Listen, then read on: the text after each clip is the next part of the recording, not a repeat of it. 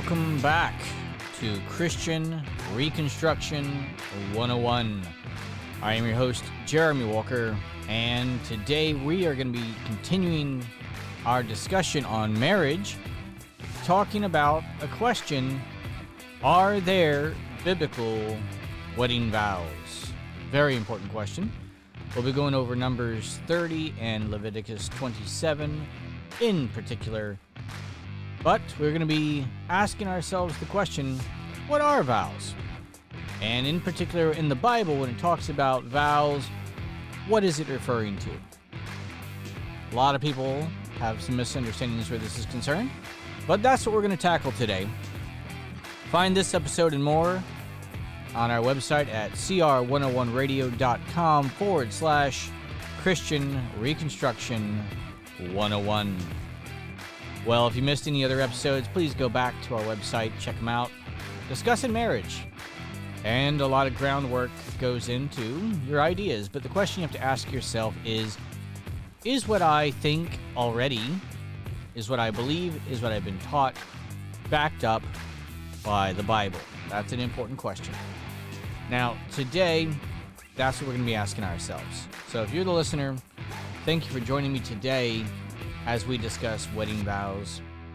I want to go ahead and jump into this with a quote by R.J. Rushdoony talking about vows. Quote, "We live in God's empire of His law and His Holy Spirit, and we are thus in a totally God-created environment and realm. We owe everything to the Lord. We must never forget this fact.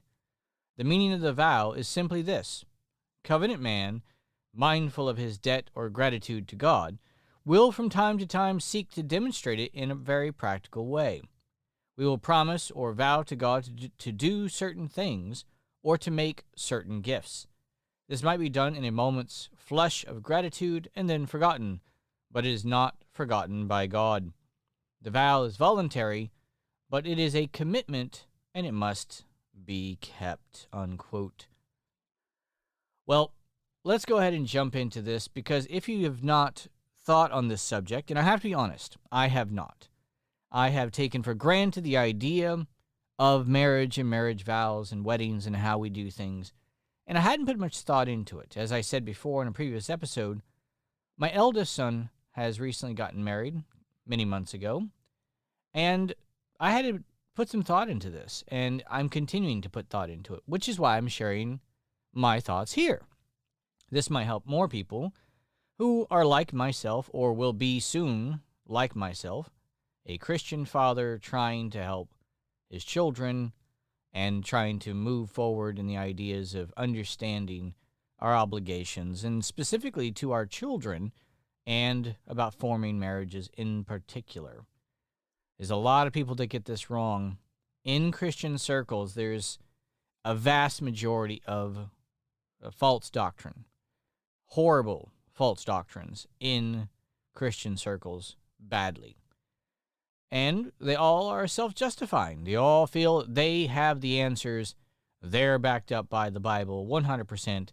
They are standing on the Word of God. But as soon as you start to talk to these people, they fall apart, completely fall apart. So the question I asked at the beginning is, are your beliefs backed up by the Bible? If somebody sat down to actually talk to you and to have you discuss what you think is in the Bible and where you're basing your ideas from, can you do that? Do your ideas hold water? Can they withstand examination? Well, I found the vast majority of people, either one, will not look at their beliefs, will not challenge them, and two, will not talk to you. Period. They also have beliefs that govern other people, but not themselves. This is a very common subject in Christian circles. So let's go ahead and jump into Leviticus 27 and Numbers 30. Now, I won't be going over everything. There's lots of verses here. Look it up for yourself. I've mentioned before that you have to do study if you want to know something. You can't just have a quote mind verse like John 3:16 and think you understand salvation. It's not how it works. All Bible verses, if you believe in the inspiration of the Bible, are God ordained and God inspired. So you can't be afraid of the Bible. And so jumping into Leviticus 27, it talks about vows that men make to God. Very simple. It starts like this. And the Lord spake unto Moses, saying, Speak unto the children of Israel, and say unto them, When a man shall make a singular vow, the person shall be for the Lord by thy estimation. It goes further into Leviticus 20, not talking about just about people, and it goes into verse 9. And if it be a beast whereof a men bring an offering unto the Lord, all that any man giveth of such unto the Lord shall be holy. So now they're talking about, first, gifts of service of people. Second, gifts of animals and creatures to God. Verse 14, jumping down, and when a man shall sanctify his house to be holy unto the Lord, then the priest shall estimate it, whether it be good or bad, and it goes into that. So sanctifying your home for the purposes and uses of God and his service. Verse 16, and if a man shall sanctify unto the Lord some part of his field, of his possession, and it goes forth from there as well, so your lands, your fields, your home. Jumping down to verse 26, only the firstling of the beast, which should be the Lord's firstling, no man shall sanctify it, whether it be ox or sheep, it is the Lord's. So now you're jumping into things that cannot be given to God or vowed to God because they already belong to God. Jumping down to verse 30, and all the tithe of the land, whereof the seed of the land or the fruit of the tree is the Lord's. It is holy unto the Lord. So, first, verse 26, you can't vow things or say, I'm going to give this to God, because the first things already belong to God. Then you can't give your tithe or vow to give a tithe to God. It already belongs to him. You can't promise to give something to him when it already belongs to him. Jumping down to verse 32, and concerning the tithe of the herd or the flock, even of whatsoever passeth under the rod, the 10th shall be holy unto the Lord. Going on from there. Now, the interesting thing about Leviticus 27 is it has absolutely nothing to do with marriage. Nothing. So in Leviticus 27, there are three kinds of vows, basically. There are vows of persons, whereby a man dedicates himself to God's service. Number 2, there are vows wherein certain clean animals are promised to God. Number 3, other vows of unclean animals are also useful as promised. The first kind of vow is a man or person who seeks to extricate himself for the service promised to God. This service may involve a single act or maybe some form of short-term labor.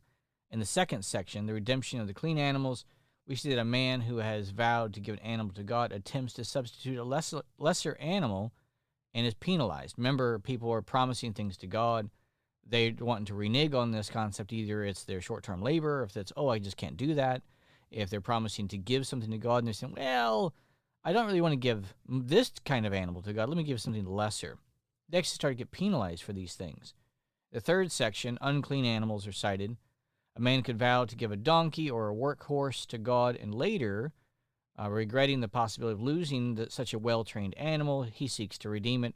This could be done at the assessed value plus 20%. So God knows that man is fickle. God knows that man is prone to fleets of dedication. And then later on, when he's had a chance to think about it, he goes, hold on a minute, hold here. I don't know if I really want to do that. So the important thing in the Bible is you don't have to make vows of this nature to God, above and beyond. You don't have to. Now, your tithe and the things that already belong to God, you don't have a choice in those things. So when you give your tithe to God, you're not doing God favors. It's like the taxes to the U.S. government. They belong to the government. The government does not look at you and say, thank you for paying your taxes. It's their due, according to what they think. God and his tithe belongs to him as the Lord. Now, all of this still has nothing to do with marriage. I know that we started this episode talking about marriage. We jumped into something that has nothing to do with it because it doesn't. Now, these types of vows, vows unto the Lord, these are not marriage vows. Now, you have to ask yourself a couple questions because I know that people talk about a couple different types of vows, okay? One, the biggest one, marriage vows, okay? That's the biggest one. Next would be vows when there's a baptism, either from a person who makes a profession of faith or because somebody's bringing their children to be baptized. Next, there are ordination vows, when a person is entering into service as a minister, a missionary, or otherwise, and these people are given ordination vows of sorts. And then there's oaths as well, like oath for testimony in court. You raise your right hand, promise to tell the truth, the whole truth, and nothing but the truth. But the thing about all of these things is that there aren't any actual vows in the Bible. Well, there are no baptismal vows, period. None. There are no marriage vows in the Bible. None. Period. None at all. There are no ordination vows. And there are, of course, no oaths of sorts where you have to promise to tell the truth in court. It's an obligation. When a person is baptized, now they're obligated to God. They belong to God. When, in baptism, like I said, is just ratified what's already been done. When a person makes a profession of faith and is baptized, they're saying openly to the community, I believe Jesus Christ is the Son of God. They're baptized. They're dedicating themselves to God. There's no actual vows involved. Marriage, when a person leaves father and mother and joins to their spouse, it's an act. They're not vows. They're obligations. When you do that, there are things you undertake, the responsibilities that come with that. You don't have to promise to keep those obligations. They are yours by the fact that you are taking on a wife, taking on a husband. You aren't asked to take vows to put yourself under those obligations. By leaving your family and being wed, you are taking these imposed obligations from God, His institution, upon yourself. There are no actual vows involved. Ordination is very much similar to the case. When somebody ordains somebody, I know churches make a big deal about it, like they are the ones who ordain somebody. Far from it. The church might acknowledge the ordination that God has already given. God has already singled this person out for His work. We, as either individuals or the community, Christian community, the churches, acknowledge that. That's about it. The laying on of hands and things like this is an acknowledgement. That is it. We're not passing on some kind of special thing to somebody to be a minister now. There are no vows that they have to take. There are obligations and responsibilities that this person is placed under. That is all true. But there are no vows involved. Same thing when you go into court. It is understood under God's law that you are not going to bear false witness because there are, guess what, penalties for false witness.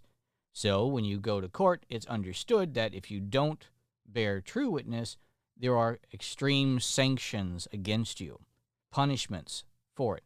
So you don't have to promise to tell the whole truth. You're obligated to tell the truth, the whole truth, and nothing but the truth in a court of law. So, tossing out this idea in question, are there marriage vows? No, there aren't any. And now Leviticus 27 talks about vows to God, service, and giving things to God. So this cannot be used in any way, shape, form, or fashion to be discussing the concept of marriage, period. It's not there.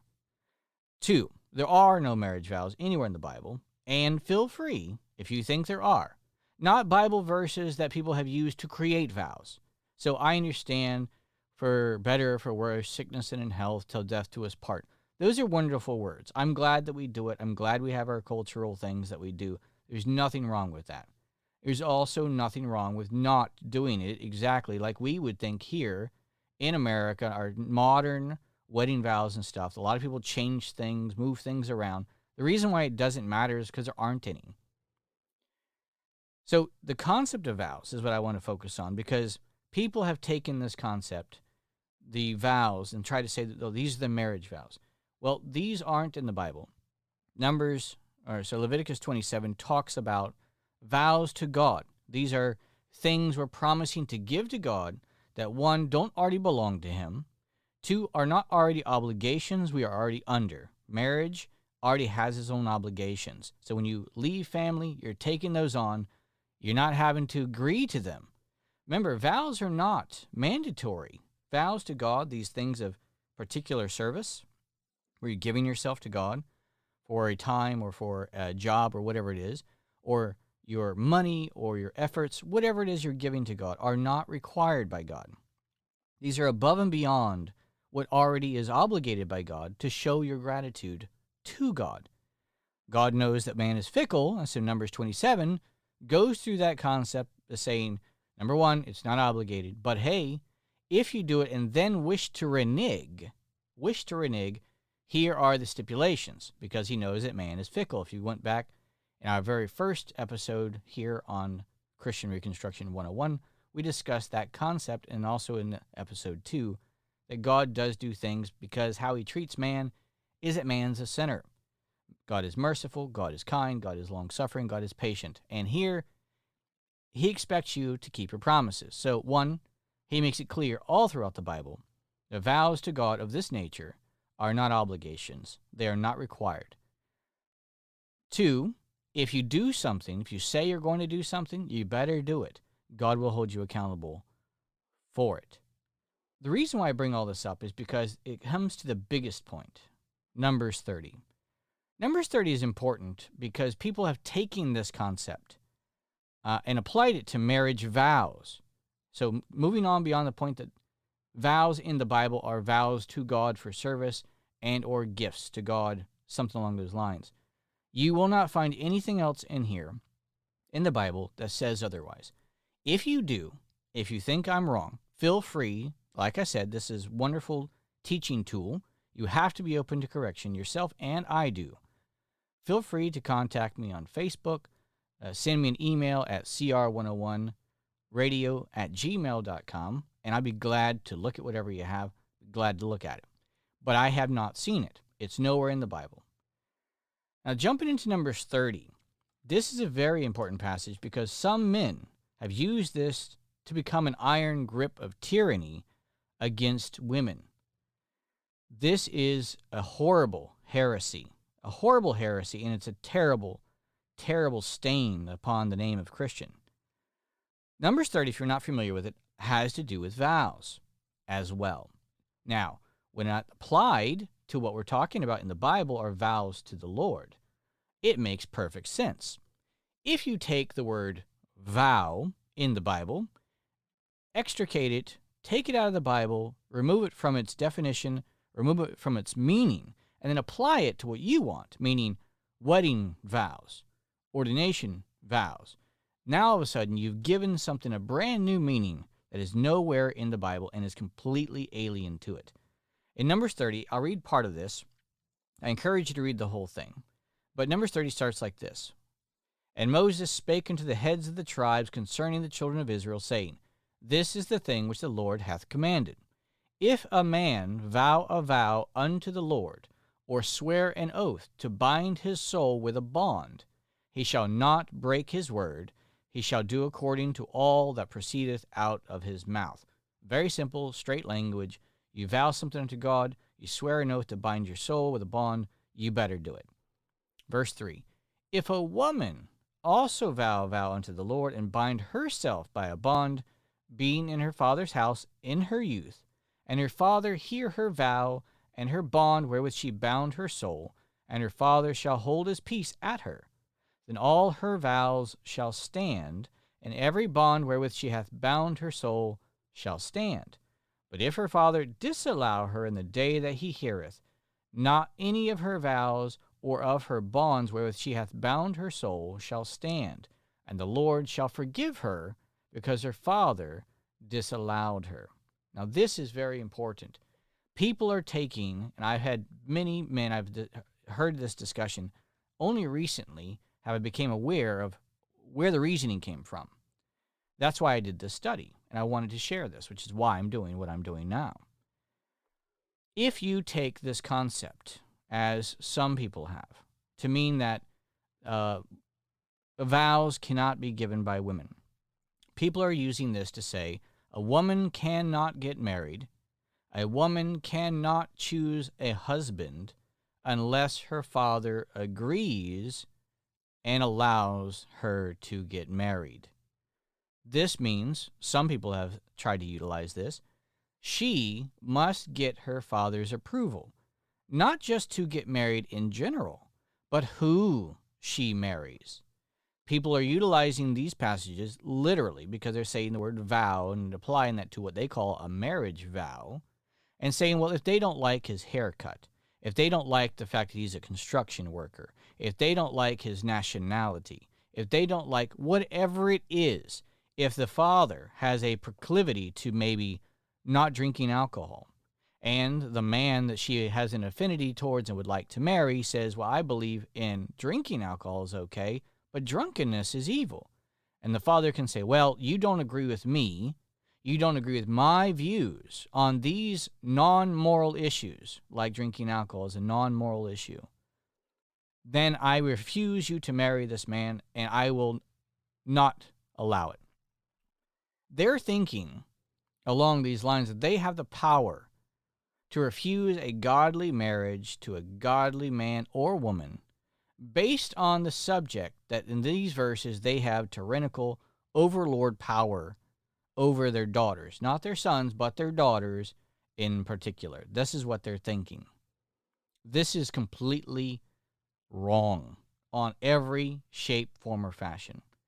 Now, when you're looking at this, and you can read the rest of chapter 30 in Numbers, he's talking about vows unto the Lord.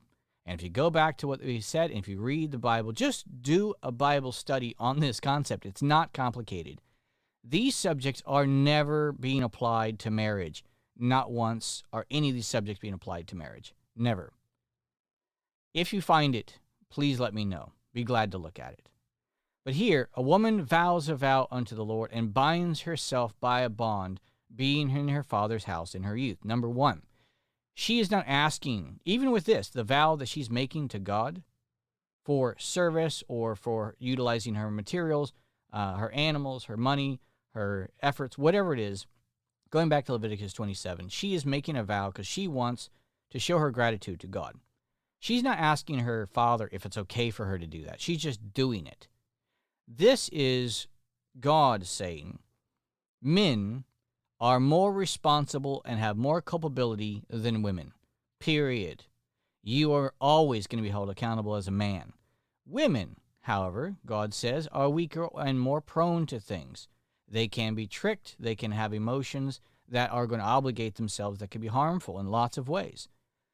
The father here is not being given tyrannical power over his daughter so he can become a tyrant and pick out his daughter's husband, and she must be under his thumb the rest of her life even. I've even heard some people say, if I teach my daughter that she has to do a certain thing, these are family customs, whatever the family customs might be, wearing dresses down to your ankles, wearing a head covering, whatever your family customs are, not drinking alcohol, whatever it might be, there are people literally saying, number one, not only can they refuse marriages to their daughters based on the fact that they are forcing their family customs onto their daughters and, in turn, the new family that she's attempting to form, but that if she does marry and then changes her customs, she is dishonoring her father now and is in sin and evil. So even after she leaves her family, there are some of these people who are saying she is still obligated to follow everything the father used to teach her. There can be no changes in family customs and family viewpoints within non-moral issues. This is insane. These are horrible doctrines of tyranny made up by petty men who don't understand authority in the least, lest not alone could they ever wield it. And the sad part is they don't wield it. They just want to have their thumb on women.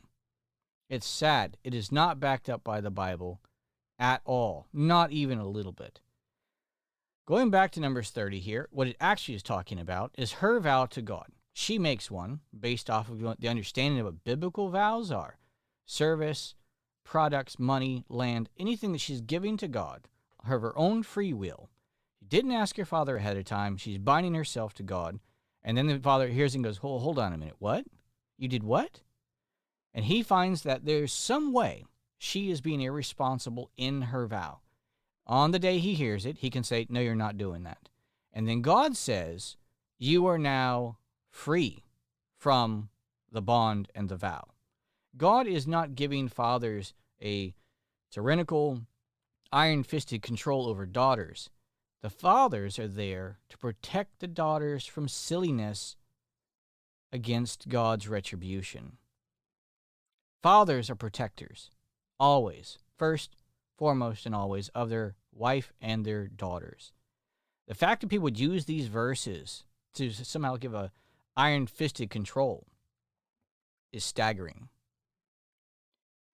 But if he disallows those vows, they don't stand. But if he doesn't say anything, then they do stand. Now, later on, in the same chapter, it goes over some more stuff, talking about more vows and other ways women are either obligated or not obligated, if they are married, if they're widowed, all the rest in between. But then here's the interesting part. You get to the bottom, verse 15. But if he shall in any way make them void after that he heard them, then he shall bear her iniquity. So if there is a daughter, if there is a wife, and the father hears about it, but on that day he did not disallow those vows, those promises she made, particularly to God, service, materials, property, whatever, and he doesn't say anything, those vows stand. She is now obligated to God.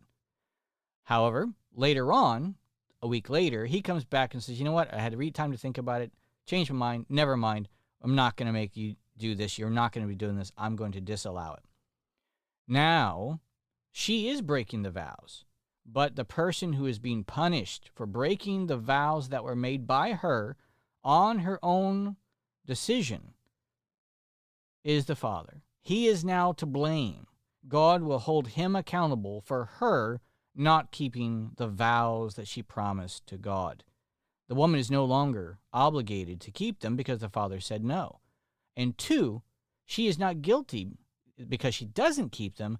He is guilty because he's the one who did it not in the way that God said that he should. So the man is punished. The father is held accountable. Now, there are no shape, form, or fashion can any of this in Numbers 30 be applied to weddings. First, there are no vows. But if there were, if a person did attempt to use Numbers 30 to apply it to what they called wedding vows, number one, she doesn't even ask for permission to get married anyways because she's making the vow to God. And then later on, dad might hear about it.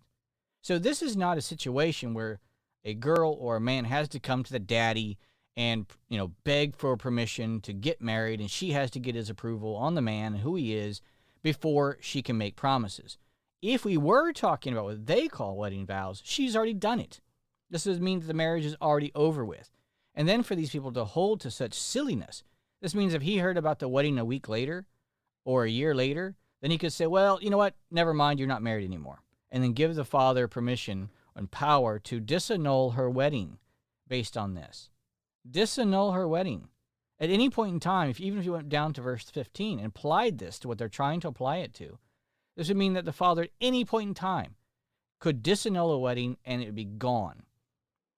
What horrible, sinful doctrines people have created because they want this iron-fisted, power-hungry control over women. It's staggering to me that people would even do such things.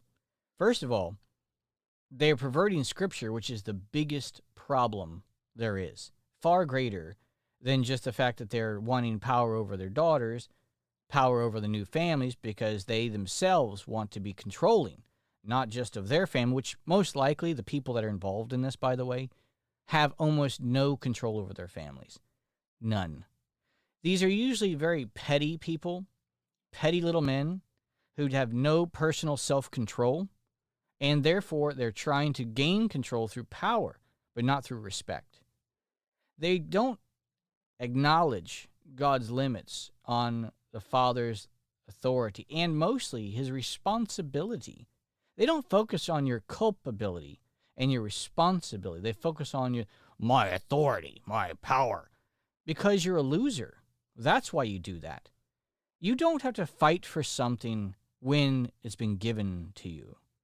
God has given men a position above his wife. We talked about it in the previous episodes. Not because he's supposed to be her overlord, but because he is a husband, like a cultivator, to take care of her, to make sure she grows properly and keeps her safe. Same for sons and daughters. That's our job as fathers and husbands. We have a tremendous amount of responsibility to God. And to be derelict in that, to try to, as I've heard people say, I can disallow any marriage that I want based on anything that I want, not even biblical grounds, not because it's a mixed marriage, not because of this, not because of that, but simply because I don't like this person. I don't think this man is right for my daughter in some way. That's a non-moral issue, like the fact that he's a fornicator, or he's a thief, or he's a non-Christian. Real, actual issues. But smaller issues. This is staggeringly disgusting. I met a man one time, he was on the internet, and he was one of these guys, and he believed fathers were in charge of his children their entire lives. Meaning that even after they left their home, even after they got married, the daughters still had to listen to the father. The sons still had to listen to their father. No matter what the subject was, he had overriding authority and power over any decisions that they made. Any decisions they made. Can you imagine such stupidity to believe? The interesting thing was, as I was talking with this man, because I was very interested in the viewpoint. But here's the thing. I said, well, let me ask you a question. I said, I understand that you believe this is biblical, but he couldn't prove it, of course. But the situation was, I said, you believe this to be true. I said, so what about your father-in-law? You're married. Do you listen to your father-in-law? Do you go back to the father of your wife and he gets to tell you what to do? He gets to make every decision for your family, and if he doesn't like it, you have to do everything he says? Because that's what you're propagating. Is this what you are doing? And the man ceased to talk to me. See, people love this idea when it puts them in a position of authority and power to put others in subjugation. They don't want to view themselves as the helper, as the husbandman, as the person who is cultivating others for a life of responsibility outside of you, to live beyond you. I wish more people would get this simple subject. Weddings are fine and dandy. There's nothing wrong with our cultural conventions. I like them, actually. I love the wedding vows we have and all the rest of the stuff in between. It's very pretty. And the words are good, and it's a great time to invite people to a wedding, and it's a great testimony what Christian marriage is and is all about. And the vows go through that, explaining that, and the ministers are there talking about it. And so it's a great opportunity to be a ministering tool to others, but it's not necessary in order to form marriages. In other words, we're just putting a bunch of pomp and circumstance and floweriness, and potentially you could say educational aspects to it, but aren't actually requirements. And that's a giant difference there.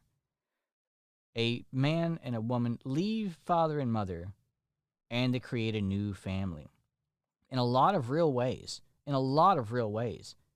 a family is formed whenever a young man asks a young woman if she will be his wife, and she agrees. Once that acknowledgement is there, and once their intentions are made known to the parents, in particular the family members, if they're around, if not, it can be to the community, then the marriage is valid. The marriage then is sealed at that point. They have both made a decision to leave father and mother and become one flesh. In God's eyes, they are wed. Hence, the concept of betrothal was, as soon as it's accepted, even though these people have not gone in and consummated the marriage per se, it is a verifiable, godly marriage at that point. Everything else is the fluff that we put on it. So, in our cultural conventions, you could say, once the woman has the ring on her finger, she is a wed woman. And I know that, yes, we wait, and because we have to have our engagements and we have to have our wedding preparations and all the rest of the stuff, which is fine and dandy. There's nothing wrong with doing all that. But to understand that the marriage is not made because they stood up in front of a minister and said words.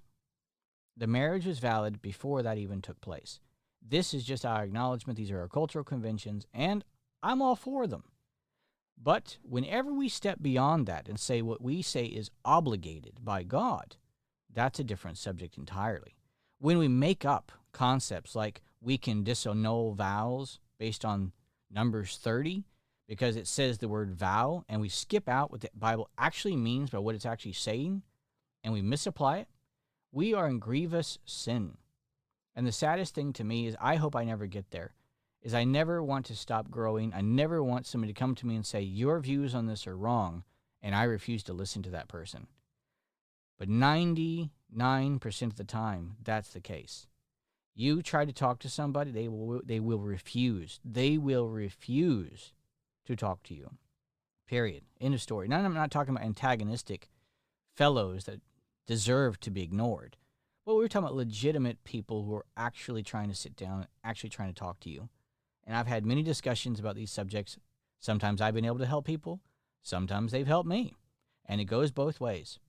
But you have to be ready to challenge yourself. If not, you could be stuck in some grievous heresies. I hope that's not the case for all of us. And I certainly hope it's not for me. But to wrap up, Leviticus chapter 27, Numbers chapter 30, read over those. Do your own Bible study on the subject of vows. Go through everything. If you want to see what a biblical vow looks like, what service looks like, go back to 1 Samuel chapter 1, where Hannah, which is the prophet Samuel, he's the one who anoints David and all this stuff in between. He's the one who anoints King Saul. If you go back to that in 1 Samuel chapter 1, Hannah comes, she's barren, she comes to the temple, Eli, the high priest, is there. She's sobbing, he thinks she's drunk, and she says, I'm not drunk. She says, I just have a petition to God. And the petition was very simple. She wanted a child, a male child. And if God would give her a male child, she promised, she vowed to give her son back to God, to be in his service. And as you know the story, I hope you do. If you haven't, you can go back and read it. She does get a male child. She gets Samuel. And then after he's weaned, she brings him back to the temple, and like she vowed, she gives her child to God. And thereafter, she has 6 other children, I believe the number was, if my memory serves correctly. But Samuel was given as a offering to God, a vow. He was part of that. And this is the type of thing you're going to find all throughout the Bible, that type of stuff. There's not really that many in the Bible, but these are the subjects that it's discussing. Things that are not obligations that we have to give to God already, like our tithe, like our obedience. But these are things above and beyond. Services we will render, gifts we will give for the work of God, above what we are already required. These are the vows made unto the Lord that you will find in the Bible. You will not find this applied to marriage, not in any shape, form, or fashion. And I hope I've done somewhat of a decent job of explaining that, but feel free. You should do your own Bible study on the issue. And if you come across something that I missed, if you come across some place that I'm wrong, please contact me. I would love to see it. I can't see it yet, but cr101radio@gmail.com is the email you can send it to get to me. So anyways, I want to thank everybody for joining me on this episode of Christian Reconstruction 101, asking the question, are there biblical wedding vows? And the answer is no. And covering the subjects of Leviticus 27 and Numbers 30, answering the vows in the Bible are vows to God above and beyond what our obligations are and not applied to marriage or the making of marriages. But you can find more of these episodes at cr101radio.com/Christian Reconstruction 101. I messed that up there. But I want to thank everybody for joining me. We should always be ready to test ourselves. I love theology. I love talking about theology. And hopefully if you're listening to this, that's you. So let's never stop growing. Let's never stop getting correction and reproof. And let's push towards better, good works every single day of our lives. Jeremy Walker, signing off. Thank you for joining me.